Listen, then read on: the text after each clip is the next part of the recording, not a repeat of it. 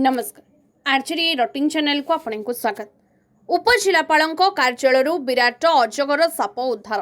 रायगड़ा उपजिलापाल कार्यालय विराट अजगर उद्धार होईछि। आज सकाळु एई अजगर नजर को आसला।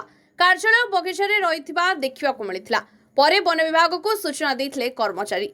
तेबे वन विभागर सेही साप धराळी नथिबा उत्तर मिलिथिला। एहापरे साप धराळी प्रदीप सेनापति को डका जाइथिला। प्रदीप पहुंची अति सतर्कतार सहित अजगर को उद्धार करथिले।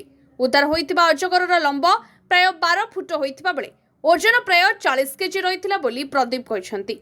उद्धार अजगर को नहीं वन विभाग कर्मचारी उपस्थिति रे गुमा संरक्षित जंगल रे छाड़िथिले प्रदीप।